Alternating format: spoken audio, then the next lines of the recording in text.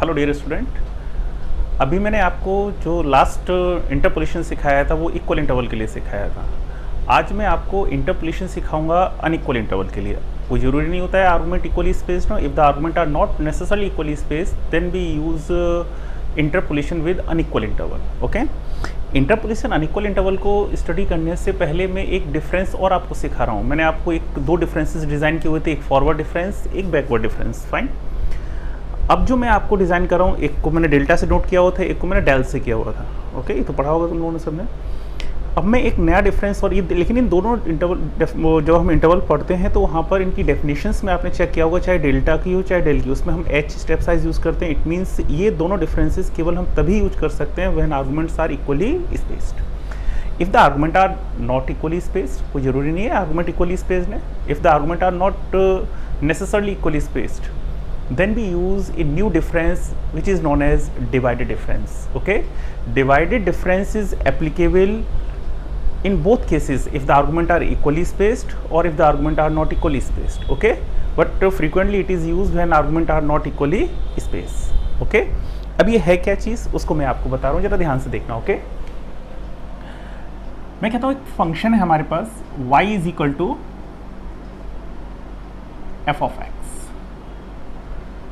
Okay, जिस तरीके से अभी तक डिजाइन किया हुआ, एक y is equal to f of x, it is a polynomial of degree n. Okay, it is defined at different points, like it is defined at the point x0, x1, x2, x3 dot dot dot xn.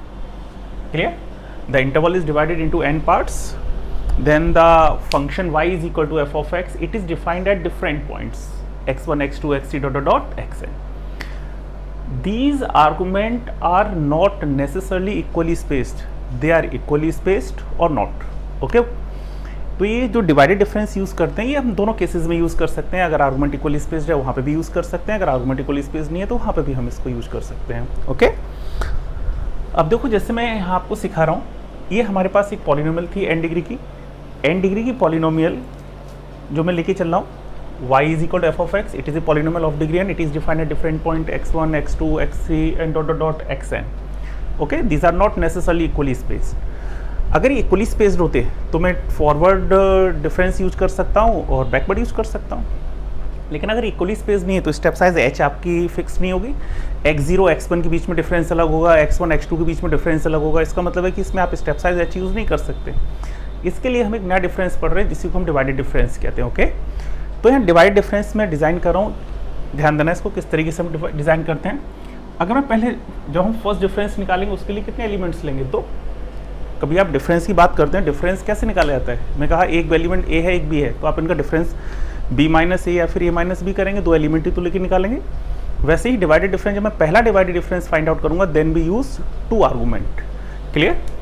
तो for first divided difference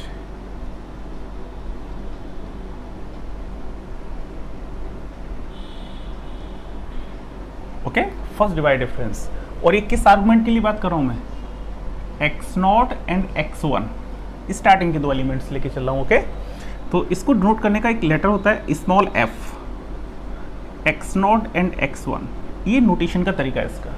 इसे बोलते हैं it is a first divided difference for the argument x0 and x1। अगर हम इसको सिंबलिकली लिखना चाहें तो इसको हम इस तरीके से भी लिख सकते हैं, एक ये डेल्टा का साइन आता है, इसको बीच में से क्रॉस कर देते हैं, इसे बोलते हैं डिवाइडेड डिफरेंस। ओके, ये फर्स्ट एलिमेंट यहाँ लिखा जाता है x0 के लिए और नेक्स्ट एलिमेंट यहाँ पर आ जाता है। क्लियर? तो चाहे आप इस तरीके से लिखें या फिर इस तरीके से लिखेंगे, फ्रीक्वेंटली ज़्यादातर ये यूज़ ज़्यादा किया जाता है। अगर दो एलिमेंट है इट मीन्स ये रिप्रेजेंट कर रहा है फर्स्ट डिवाइड डिफरेंस। ओके, किस एलिमेंटों के लिए, x0 एंड x1। अगर इसकी मैं डेफिनेशन की बात करता हूँ तो डेफिनेशन हम किस तरीके से यूज करते हैं वो जरा देखना। f of x0 and x1 it is equal to f of x1 minus f of x0 upon x1 minus x0। Clear? It is known as first divided difference for the argument x0 and x1। Clear? Next की अगर बात करूं मैं, f of, मैं कहता हूँ x1 और x2 के लिए फाइंड आउट करना चाह रहा हूँ मैं डिवाइडेड डिफरेंस। तो यहाँ इसको साइन को लिखना चाहे तो इसको इस तरीके से डिज़ाइन करते हैं। जो फर्स्ट एलिमेंट है x1 है तो यहाँ पर आएगा ये f ऑफ x1, और नेक्स्ट एलिमेंट के जो भी एलिमेंट, फर्स्ट एलिमेंट को छोड़ के बाकी सारे एलिमेंट यहाँ जाते हैं।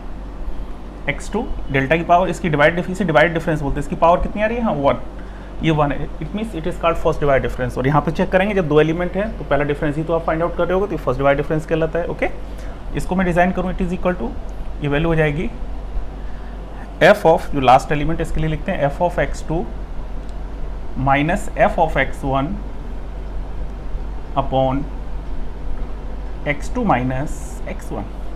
It is known as first divided difference for the argument x1 and x2। Similar हम अगर इसी तरीके से हम डिवाइडेड डिफरेंस फाइंड आउट करना चाहें, अगर मैं nth के लिए निकालना चाहूँ, लास्ट एलिमेंट xn है, xn से पहले क्या होगा xn minus 1 comma xn, okay, is equal to, ये मैं सिंबलिकली लिखना चाहूँ तो लिख सकते हो, इसको डिफरेंस का साइन आ गया f ऑफ x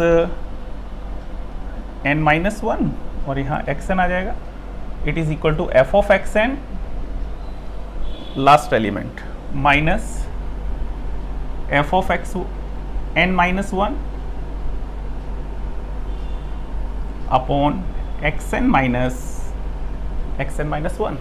फाइन, तो these represent the first divided difference for the consecutive arguments. Okay, it is the first divided difference for the argument x0 x1, it is the first divided difference for the argument x1 x2, similarly dot dot dot, it is the first divided difference for the argument xn minus 1 and xn। Clear, ये definitions मैंने आपको लिख रखी है, और लिखने का बहुत सिंपल सा तरीका है, जब मैं इन दो एलिमेंटों के लिए फाइंड आउट कर रहा हूँ तो लास्ट एलिमेंट फाइनल एलिमेंट यही तो है, तो f ऑफ x1 पहले आएगा, after then f of x0 upon जो टर्म ऊपर लिखे हैं उसी सीक्वेंस में x1 x0 है तो ये x1 minus x2, first divide difference की बात होगी। क्लियर हुआ? इसी तरीके से अगर मैं सेकंड डिवाइड डिफरेंस की बात करूं, जो हम सेकंड डिवाइड डिफरेंस बात करते हैं तो सेकंड डिवाइड डिफरेंस निकालने के लिए जब फर्स्ट निकाला डिफरेंस तो उसमें मुझे एलिमेंट कितनी जरूरत पड़ी, 2। जब हम सेकंड डिफरेंस निकालेंगे तो उसके लिए एलिमेंटों की जरूरत पड़ेगी मुझे 3। तो जब मैं 3 एलिमेंटों के साथ डिवाइड डिफरेंस लिखूंगा it is known as second divided difference, और जो भी आर्गुमेंट आप ले रहे हैं उनके अकॉर्डिंग हम लिख सकते हैं इसको। ओके, तो मैं यहाँ पर सेकंड डिवाइड डिफरेंस की बात करता हूँ, मैं इसको हटाता हूँ यहाँ से, जरा ध्यान देना, मैं यहाँ लिखे देता हूँ ऊपर, थोड़ा कंपेयर करूँगा तो वहाँ से ये चीज़ क्लियर हो जाएगी। अगर मैं सेकंड डिवाइड डिफरेंस की बात करूँ तो सेकंड डिवाइड डिफरेंस के लिए मैं आर्गुमेंट्स कितने लूँगा, 3। फर्स्ट आर्गुमेंट कहाँ से स्टार्ट किया था, x0, after then x1, after then x2, कितने एलिमेंट्स हुए, 3। It is known as first divided difference, वो second divided difference. Clear, it represent first, it represent second के हुआ कितने एलिमेंट्स हो गए, 3। एक डिफरेंस इससे आएगा, एक डिफरेंस इससे आएगा, उसके बाद फिर एक डिफरेंस निकाल लेंगे हम, तो कितने डिफरेंसेस निकाल सकते हैं 3 एलिमेंटों के साथ में, 2। तो सेकंड डिफरेंसेस कहलाता है। इज इक्वल टू, अगर मैं इसको सिंबलिकली लिखना चाहूँ तो इसको सिंबलिकली आप इस तरीके से लिख सकते हैं, इसमें फर्स्ट एलिमेंट क्या है, x0, तो f ऑफ x0, ये सेकंड है तो इसका स्क्वायर हो गया। क्लियर, और x0 को छोड़ के बाकी एलिमेंट्स क्या है हमारे पास, x1 and x2, as it मैंने वैसे लिख दिया। अगर इसको हम सिंबलिकली लिखना चाहें तो इसको मैं लिखना चाहूँ इज इक्वल टू, मेन जो इसका एप्लीकेशन है किस तरीके से यूज करते हैं, आप इसका फर्स्ट एलिमेंट हटा दीजिए, मैं पहले डेफिनेशन लिख दूँ उसके बाद मैं समझाता हूँ। f of x1 x2 minus f of x0 x1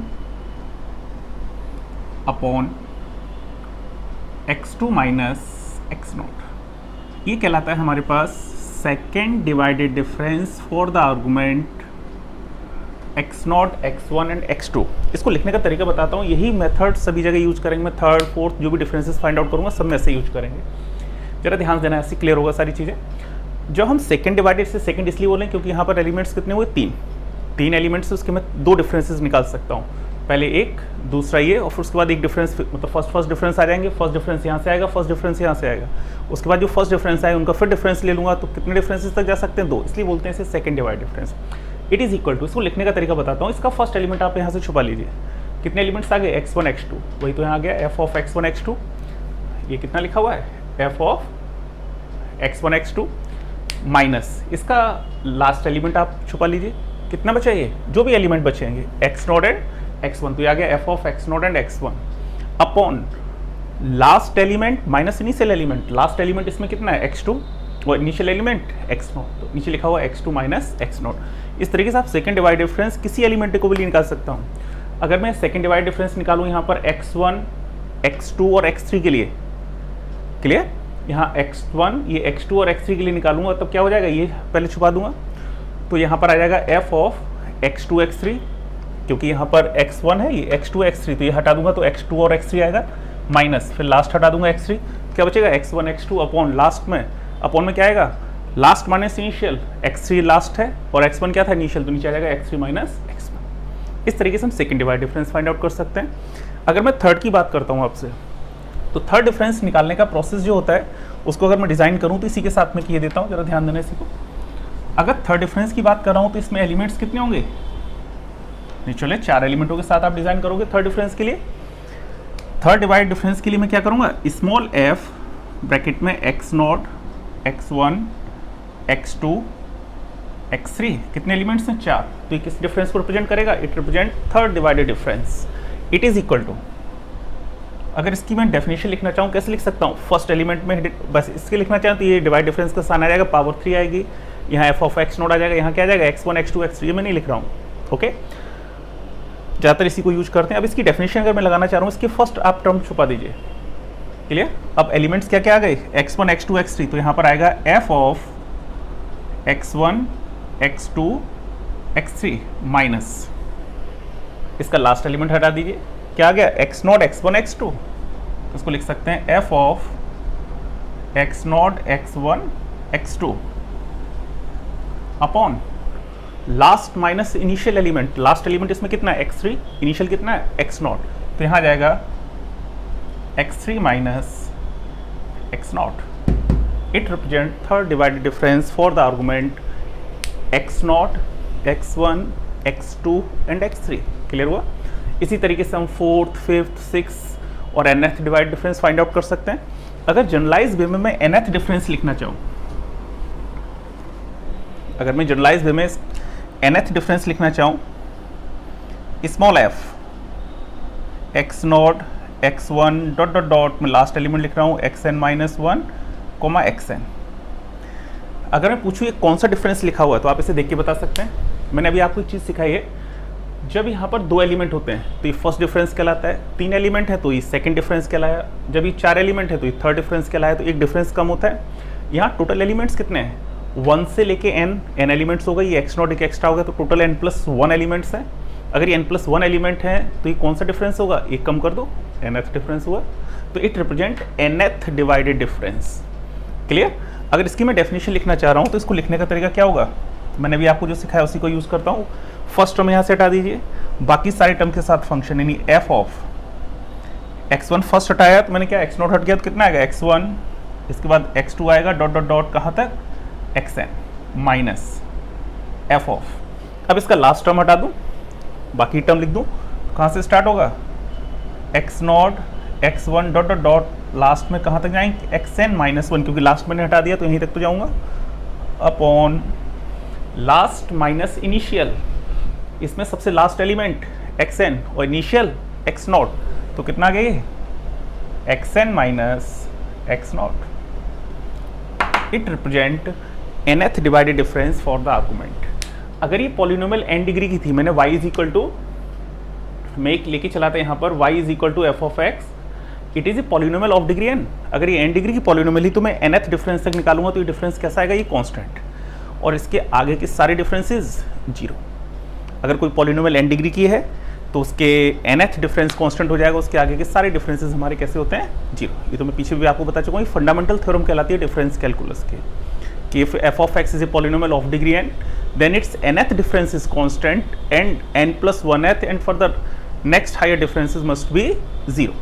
चाहे ये फॉरवर्ड हो, चाहे बैकवर्ड हो, चाहे ये डिवाइडेड डिफरेंस हो। ये समझ में आ गया, ये चीज़ क्लियर हुई। इसे कहते हैं हम डिवाइडेड डिफरेंस। ये हम यूज कहाँ करेंगे, when the argument are not necessarily equally space में, नेसेसरली शब्द यूज कर रहा हूँ, इसका मतलब ये हुआ कि इक्वल इंटरवल में भी इनको यूज किया जा सकता है, लेकिन फ्रीक्वेंटली हम इनको कब यूज करेंगे, जब आर्गुमेंट आपके इक्वली स्पेस्ड ना हो। समझ में आ गया चीज़। तो ये बहुत ही इंपॉर्टेंट चीज़ है जो मैंने आपको आज डिस्कस किया है। इसके थ्रू एक रिस्ट्रिक्शन जो हमारी लास्ट टॉपिक्स में थी कि argument must be equally spaced, argument आपके इक्वली स्पेस्ड होने ही चाहिए और एक क्रम से होनी चाहिए, 1 है 1 के बाद 2 ही आना चाहिए। तो ऐसे ही कोई इस मेथड में वो रिस्ट्रिक्शन यहाँ खत्म हो जाएगी। क्लियर?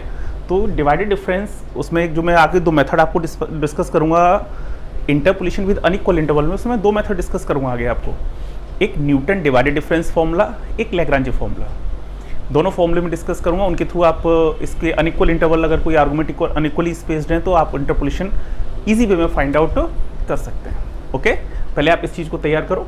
ओके, फिर उसके बाद मैं नेक्स्ट आपको लेक्चर पढ़ाऊँगा। ओके।